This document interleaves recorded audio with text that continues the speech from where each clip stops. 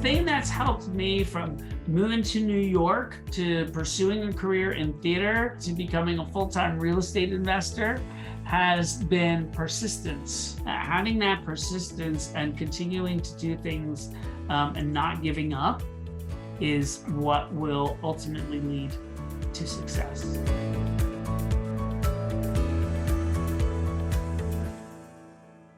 Welcome, everyone, to the Road Less Traveled Show. This is a show about people that were successful in a previous career and left that career to go down a different path. I'm your co-host, Richard Coyne. And I'm your co-host, Bill Zahller. On today's show, we're so pleased to have Matt Picheny with us. Matt, thanks for joining. Hey, thanks for having me, guys. It's a pleasure. Absolutely, Matt. Well, thank you again for being on the Road Less Traveled Show. To start with, can you tell the listeners a little bit about your background and how long you were in that line of work, and then we'll transition to what you're doing currently?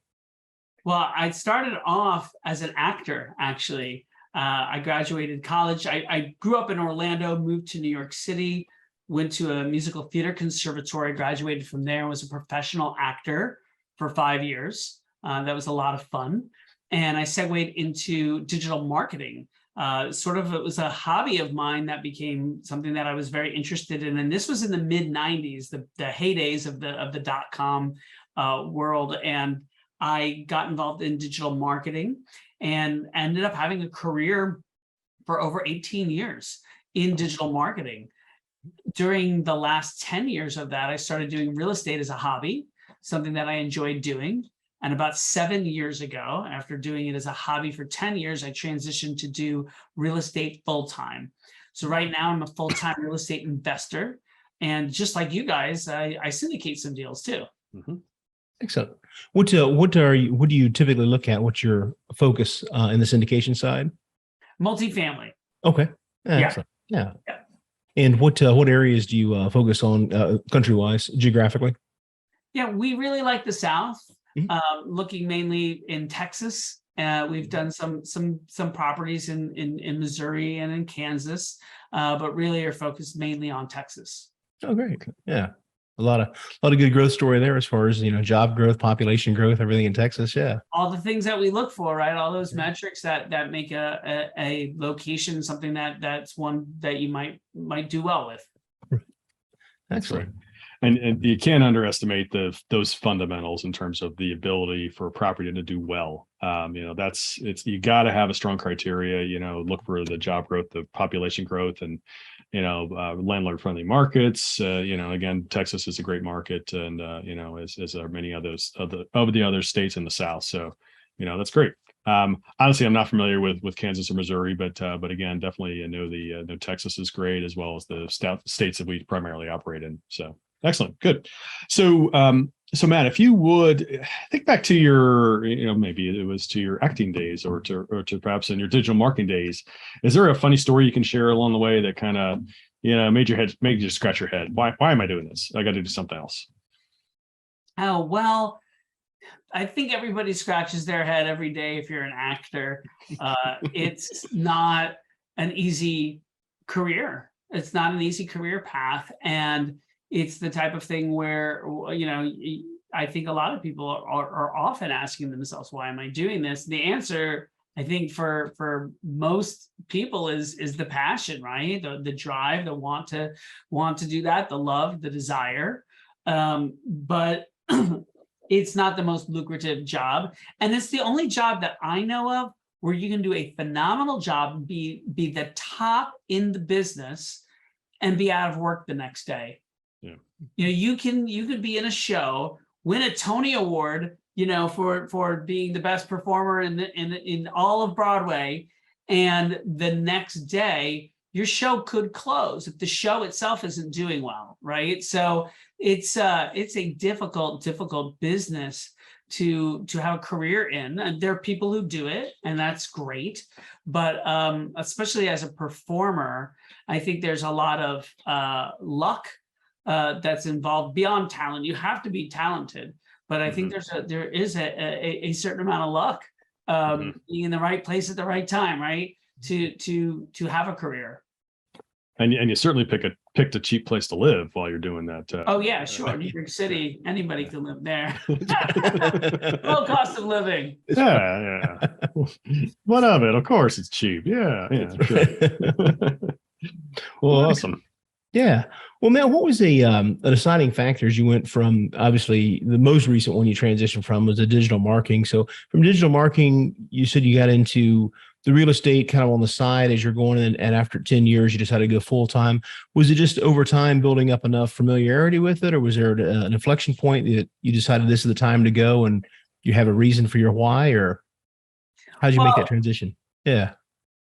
think back to 2001. Okay. In 2001, you remember where you were in 2001? We had the dot-com bubble burst. And then there was 9/11 later, but before that, right? In early 2001, we had the dot-com bubble burst. And I had a digital marketing company doing digital marketing stuff, a little boutique agency. And all of my clients were going out of business. My business was imploding. And at that time, I got a phone call from my landlord, and he told me I had 90 days to get out of the apartment I was living in New York. And to try to find a new place in New York in 90 days with no job, it was like mission impossible, right? There's no way I was going to do this. But I managed to find a job. I got a job at Showtime, it was the cable television channel. They were a client of mine. And I found a place, but I decided not to rent. I actually found a place to buy. And it was way uptown. So it was somewhere that I could afford up in the Washington Heights area. And I saw about 2.5 years later, I sold that apartment and I quadrupled my initial investment in that apartment. And that was a big light bulb moment for me. It was like, wow, what an incredible amount of money. How can I do that again? So that's when I started doing real estate part-time with the goal to build up enough, passive income from a part-time perspective to become, financially free. But I didn't really have a plan. I didn't really know what I was doing. I was kind of just like, following my nose, if you will. About 10 years later, my wife got a really cool job opportunity that had us moving from New York down to Miami.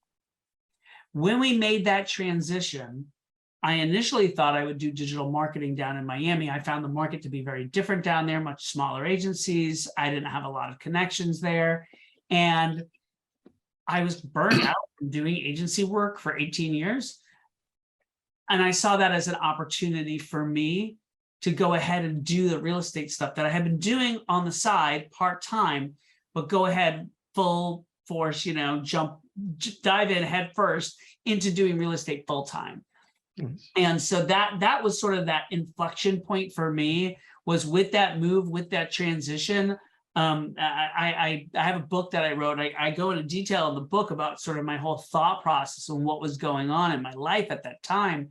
But it was a big pivotal moment for me to go ahead and make that big jump. But I did. And I'm happy. I'm very happy now, 7 years later, that I made that jump. But it was really scary when I did it. Right. And where were you in the transition on that, Matt, as you went? I mean, you had the one apartment you flipped, then did you do single families, duplexes, quads? How did you get from there to the syndication business now, your path along that way? So as I was in Miami and I had decided to do real estate full time, I was unaware of syndication. I had some investments in real estate and some theatrical investments as well. My wife is on the business side of Broadway, and we were involved in that stuff a little bit. We could talk about that later if you want. But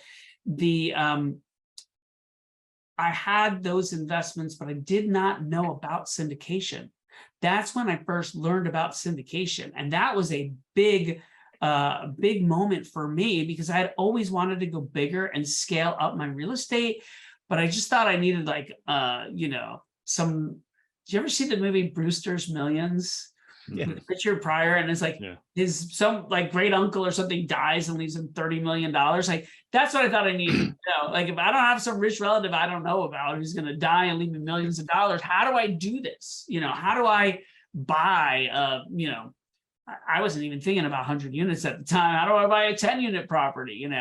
And once I found out about the power of syndication, that was pivotal. And that is when I started investing in syndications and learning about syndications, and then ultimately starting to sponsor my own syndications.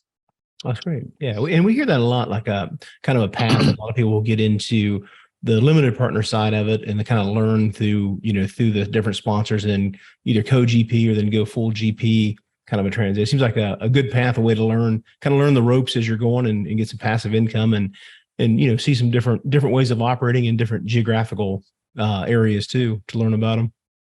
Well, yeah, I mean, 2/3 of my portfolio are deals that I am a passive investor in. Mhm. And then I have a GP portfolio it's a third of my portfolio. I mean, still, it's almost 4,000 units that I'm a general partner in. But as a limited partner, I can expose myself, like you're saying, to I can't be an expert in every market, right? If I want to buy something in South Carolina or in Georgia, that's not where I spend all my time. That's not where I have built relationships. That's not where I have my connections.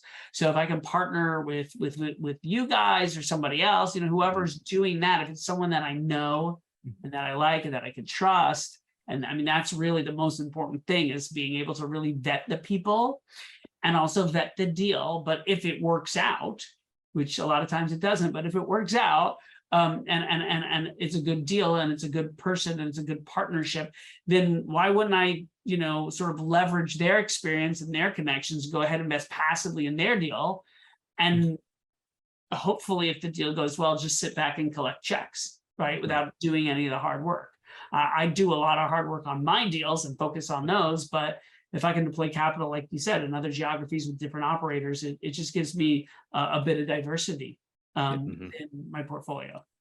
Absolutely. Yeah. Yeah, you just simply cannot be an expert in all areas, in all fields, so that makes sense. You have a core place target for your investments that you bring to market to your investors. At the same point in time, leverage somebody else who's already got the expertise and skill set in those other areas. So it makes sense. Yeah. Yeah. I mean, you talk about, the passive income. I don't want to bring this up, but you mentioned that your wife was on the business side of it. And then you mentioned in another sentence that you could be out of a job. She didn't shut down one of your shows, did she?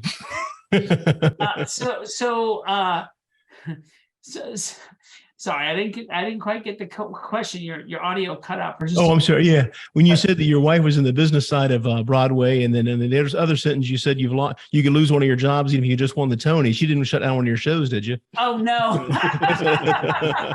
Well, the focus on passive income. Yeah. I met my wife.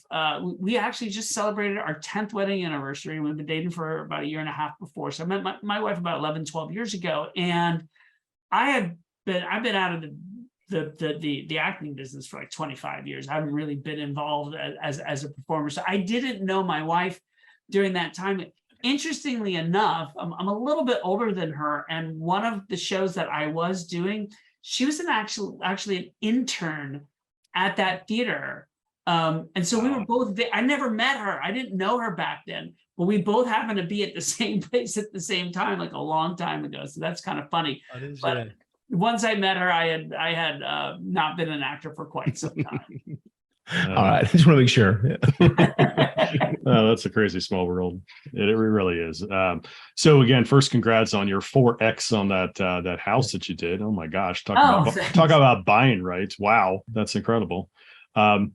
But Matt, as you Richard, I have to say, beyond the buying right, which was a big part of it, right, and New York City real estate doing really well. Even though I didn't realize that I was doing it, what I was doing, I was adding value. I was doing a value add because I did some renovations on the apartment unit itself, but also it was a co-op building, and the lobby and the hallways were really, really dated. And I was on a committee actually to renovate. And so we renovated the lobby, we renovated the hallways. So the place looked a lot nicer and a lot more expensive, which is what it turned out to actually be.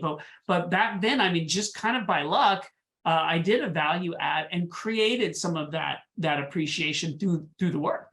Nice. Yeah, that's a great example. And again, that's what it takes. It really, it is something as simple as just, taking the bones and polishing it up and making it look better, making it more presentable, making it more current, making it more modern. And it makes a world of difference, whether it be a single family house or whether a condo co-op or whether it be, an entire apartment complex. One of our first property was a 70s property. And, and again, we've sold that property and did very well for the investors in that property. But when we bought it, it was a lovely harvest gold color. Mm-hmm. And our plan was not to paint the buildings because we had other plans to renovate the interior units, et cetera. But, a couple months into it, we realized, man, we are just losing market by having this thing look like what it is, a 1970s property. So we painted it a modern gray and did a lot of improvements around the property. And it made a world of difference in terms of being able to rent that, attract markets. Yeah, that curb appeal is so important. Yeah, it really is.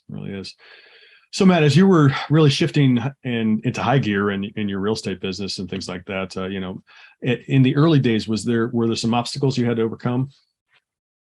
I don't even know if I could tell you all the obstacles I had to overcome. Sure. I mean, there was tons. The first and foremost one is sort of when you're starting and you don't have anything, you don't really have a track record. How do you gain the trust? How do you gain trust of investors? Because you need capital to do your deals. But more importantly, how do you gain the trust of those brokers? So that you can actually get a deal and that they actually believe that you're going to be able to close on that deal, right? It took me 2 years to get my first real estate syndication. It was a large multifamily, 132 units, $10 million purchase price. And we ended up doing very well on that deal ultimately. But to finally get that first deal, it was a long road. That's where I think my experience as an actor came into play, not from actually acting, but from being persistent and being okay with rejection and being able to continue to persevere and move forward, even though after no, after no, after no, to keep moving forward. Mm-hmm. Yeah, that's a great point. I mean, again, as Bill and I got started doing the apartments, we educated ourselves about what we were talking about. So nobody ever questioned our credibility in terms of just, because we knew what we were talking about. We walked the walk, we talked the talk, and we had the language and, that type of thing. That's so important to really make sure you're educated about what you're going into. But, again, you got to take action. You got to do something about that with that knowledge, and unfortunately, some people get stuck in analysis paralysis and don't take that action. But anyway, yes, important to know what you're talking about. So, yeah. Well, Matt, as you look back, you mentioned the initial house you bought that was a 4x return on that. But as you got maybe a little farther, when you went full time into syndication, can you think back to when you're like your first victories were, when you realized, I've definitely made the right decision to do this full time, and this is going to be a great victory for our team? Well, first victory for me was when I started seeing passive income checks coming in from the deals I was an LP in. Mm-hmm. And then as a sponsor, once I took great pride that first time I hit the button to send the ACH to, after 3 months of ownership, a really nice distribution to my investors. I mean, that made me thrilled. And then when we sold it and did exceptionally well on the sale, sending that distribution check was even better, Mm-hmm. But that's, that's I think where I get the most pride is when I'm making money for other people, and helping them achieve their financial goals. I think it's important. And most of my investors are friends, some family, or close acquaintances or people that I meet that become my friends. Mm-hmm. And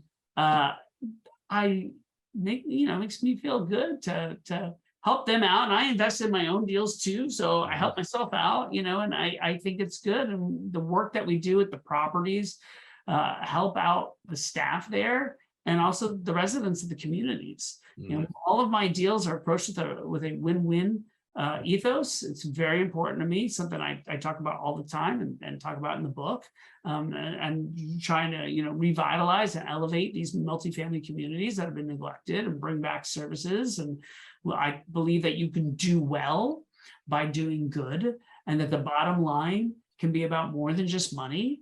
This is not, it's not a charity. We make good money, but we can do that in a way where we're being ethical business people, and helping the communities that we invest in. We also do a lot of things that are really good for the environment as well. So we're always trying to figure out, hey, how can we make things just a little bit better than we found them?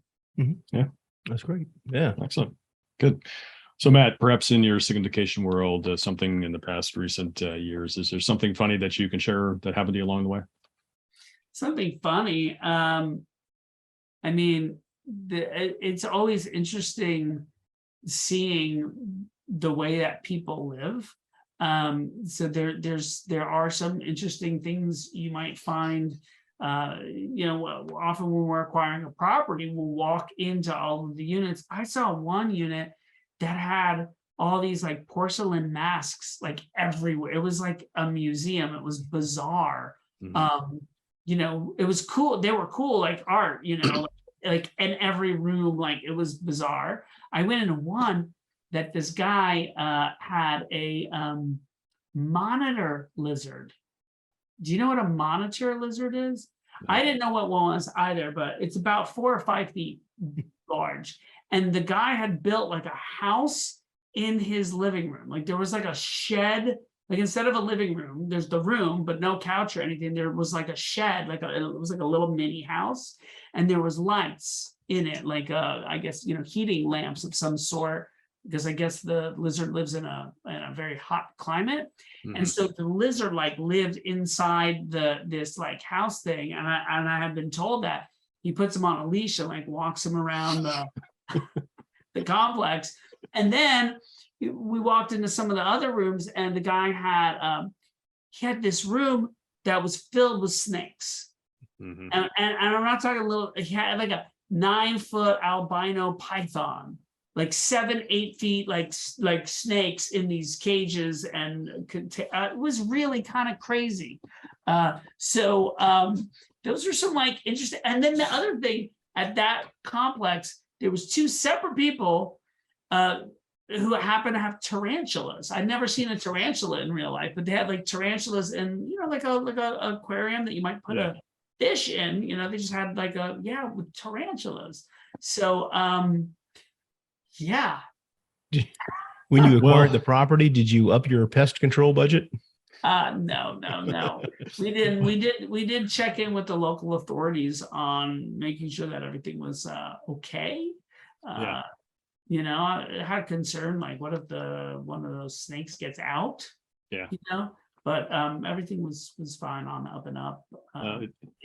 People are allowed to have pets oftentimes in apartment complexes, but at the same point in time, it almost sounds like that guy sublet to the lizard and that freaking python, and he should be paying additional rent on that. So wow.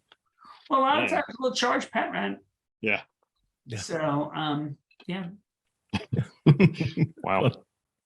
Well, Matt, where are you today on your real estate journey? You said you still do LP. You're doing full-time GP work as well. Where are you now, and where are your goals, I guess, to go to? I had a goal for passive income that I was trying to hit. I'm happy to say that I've hit that number. So, but I continue to invest as a limited partner in passive investments, and that portfolio continues to grow because if I invest in a deal and we double our money, then I have twice as much money to deploy. Maybe I'll take a little bit for myself, but I tend to redeploy a lot of the capital that I have, and that helps me mitigate taxes that might be due on those gains. So it's important for me to redeploy capital when that happens.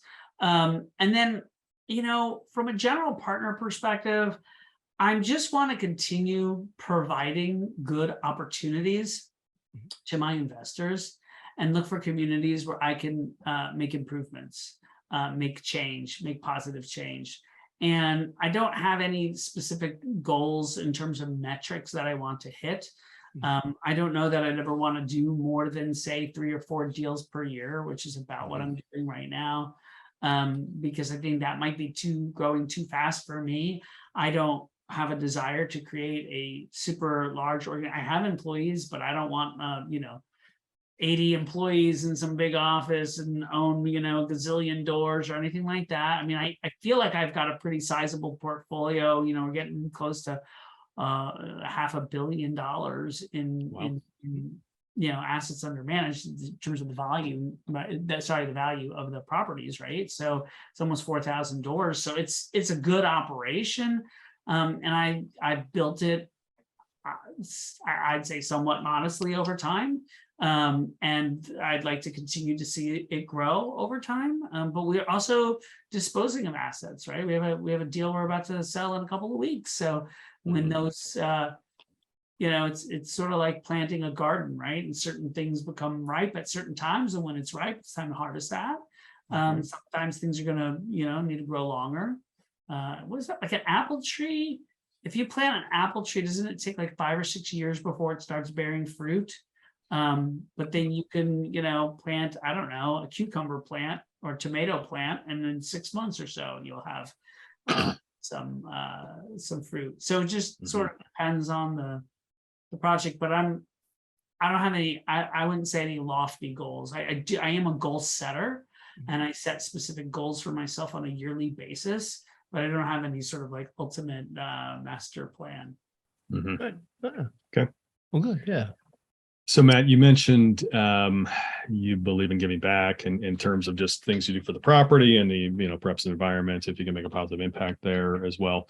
Is there something you can elaborate on that you do as perhaps yourself or through your company to give back to others at a broader context?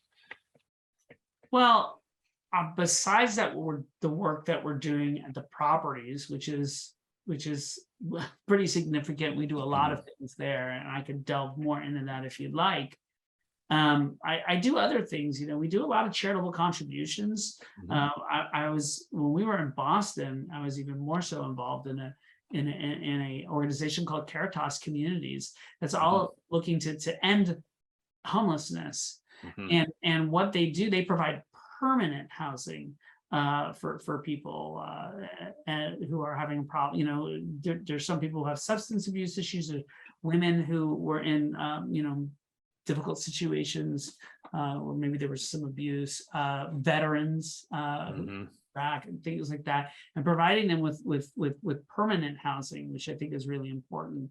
So I do that. I also give to a lot of different charities that are around the theater world, like Broadway Cares and things like that.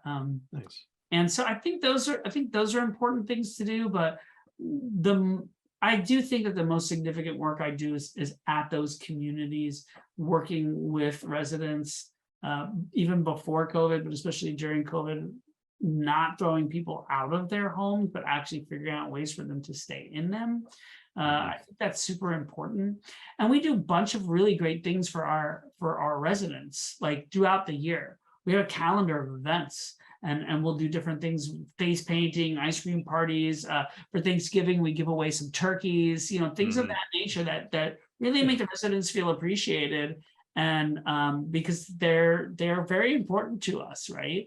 And so we want to show that and help foster a sense of community within all of the communities. Yeah, excellent. Absolutely. Well, as looking back, I guess you were talking about just on the last question before on the growth side of it. Is there something you've recently implemented that's helped you scale or achieve some of your goals? It could be a habit, a CRM, anything in particular that pops out that's really helped you scale as it gets bigger, the organization, there's more moving pieces? I don't know if I would attribute, I'm thinking, I don't know that I could attribute a tremendous amount of growth to one thing. I think everything incrementally can help, right? We do have a CRM, right? We do have some other types of, we have an investment portal, right? Hiring people is always helpful too. But I don't know if I could pin a lot of growth to one particular thing. Okay. Just continue to kind of do the same thing and just keep building up success through this. What got you to begin with, I guess, as far as going out looking for deals and investors and yeah. Yeah, I mean, I think it's all like an incremental growth thing. I've had other people who like syndicate deals come up to me and, hey, Matt, how do you get how do you get your investors? And I'm like, there's not one. I wish there was one source. It's like, I'm like, I write an article for Forbes and I get an investor. I do a podcast, I get an investor. I post a blog piece, I get one investor. It's like, it just comes from little things and same thing with the deal flow, right? Meet lots of people, network, speak with lots of brokers, get on lists, start looking at deals. It's slow. There's not, I wish there was a magic button, but there isn't. It's just a lot of different little things, I think, that culminate together, right? Aggregate together. And then that's what ultimately can lead to some success, I guess. Yeah, you lay a building block, you lay another one, and keep laying and laying, and it's a step at a time. But at the same point in time, you look back and you're like, wow, look what I've accomplished. All that has come together, and that has helped propel forward and help you grow. So yeah, makes sense. So Matt, what advice would you share with somebody who's considering making a path change? Well, it depends what path change they're looking to do.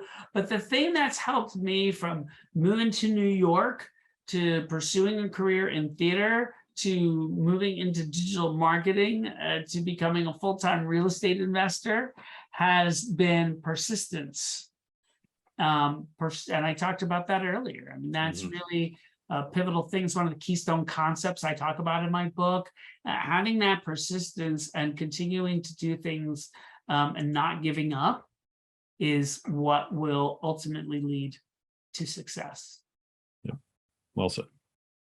Excellent. Well, man, what's the best way for our listeners to reach out and learn more about what you're involved with and more about your book? I see you behind you on the shelf there too. Oh, yeah. Talk a little bit about that. Yeah. Sure. Yeah. Well, so you can go to my website. It's picheny.com. I'm sure you'll put a link in your show notes, but it's PICHENY.com. And on there, I have tons of articles that I've written about real estate where people can get tons of free information. I also have my book there. You can check out my book. It was a #1 bestseller. So it's a good book called Backstage Guide to Real Estate, which talks about my journey from an actor knowing nothing about real estate all the way to where I am now, an owner of thousands of apartment units across the country. And it shares with the reader the keystone concepts that I learned along the way. There's 60 different real estate terms that are defined in the book. It's a cool book. Check it out. But on that website, you can find out all that kind of information. It's a very good free resource with all the articles there. And you can sign up for my newsletter on there as well. I publish that every month, and it'll always have educational material in there for people. So I think it's a good resource. People should check that out. Great. Well, thanks, Matt. Yeah, like you said, we'll put a link to the show notes below. And we really want to appreciate you taking the time to be on the Road Less Traveled show, Matt. Enjoyed the conversation, and we wish you continued success. Well, thanks. It was a pleasure to be here. Absolutely. Yes, thank you, Matt. We really appreciate it. We also like to thank our listeners. Please continue to give us a 5-star rating so we can bring you more great content like our show today with Matt Picheny. And we'd also like to remind everybody of a couple important things that Park Capital Partners does. First of all, we have this show. Park Capital Partners sponsors the show. We have the Park Capital Partners Value Add Fund that is open today, accepting investments from a 506c. It's a 506c fund for accredited investors. And then finally, we also have the Park Capital Partners Foundation. That is a 501c nonprofit that Bill and I created for the purpose of giving back. And the way that works real quickly is that, first of all, through Park Capital Partners, we fund all the operation of the charity, of the foundation, so that the money donated goes to do its best work, which is to help others. Then we also donate corporately. We also donate individually. And when investors invest with us, we make a donation to honor that investor to a charity of their choice. And we have a pre-selected list of 15, including a charity that is designated and works toward ending homelessness. So we invite you to check it out. Please certainly reach out to Bill and myself parkcapitalpartnersllc.com. We'd be glad to have a conversation, and we thank you for joining. Remember, folks, the road less traveled may be calling you. We recommend that you listen and take action. Thanks for joining.